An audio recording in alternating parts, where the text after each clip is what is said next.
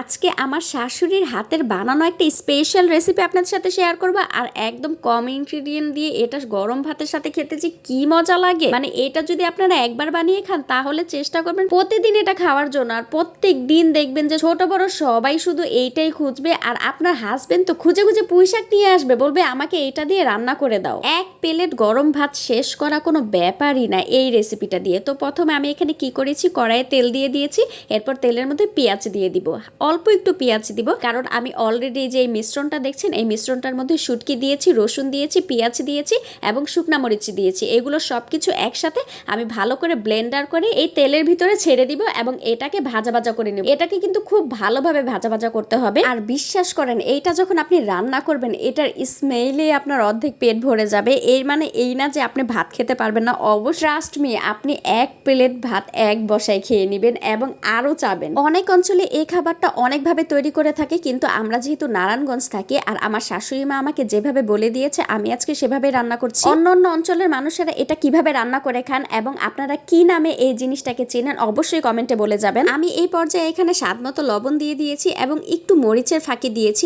আপনারা চাইলে দিতে পারেন, নাও দিতে পারেন, এটা টোটালি অপশনাল। এরপরে আমি একটু হলুদের গুঁড়া দিয়েছি যাতে কালারটা সুন্দর আছে। এমনি এটার কালার অনেক বেশি সুন্দর আসে, এটাতে এক্সট্রা মশলা ব্যবহার করার প্রয়োজন পড়ে না। এরপর আমি কুচি করে রাখা পুঁইশাকগুলো দিয়ে দিব। আর এখানে কিন্তু শুধু পুঁইশাকের শাকটাই নিতে হবে, আপনি ডাটাটা ব্যবহার করতে পারবেন না। মানে ডাটাটা যদি ব্যবহার করেন তাহলে এটা খেতে অত বেশি মজা লাগবে না। শুধু পাতাটা দিয়েই কিন্তু এই খাবারটা তৈরি করা হয় আর খেতে অসাধারণ লাগে। আমি আমার এইটুকু জীবন দশায় মাত্র একবারে এটা খেয়েছি আর আজকে নিজে বানালাম, খেয়ে ট্রাই করব কেমন হয়েছে। অলরেডি আমি খেয়ে ফেলেছি আর অনেক মজা হয়েছে। এই তো পুঁইশাকের পাতাটা দিয়ে আমি ভালো করে নাড়াচাড়া করে নিব। আর এটাতে কিন্তু এক্সট্রা কোনো পানি দেওয়া যাবে না, অনেক পানি উঠেছিল, আমি তো ভয় পেয়ে গিয়েছিলাম আসলে এটা কিরকম না কিরকম হয়ে যায়। তো পরবর্তীতে দেখলাম যে না, আমি জাল বাড়িয়ে দিয়েছি আর আস্তে আস্তে এটা রান্না হয়েছে।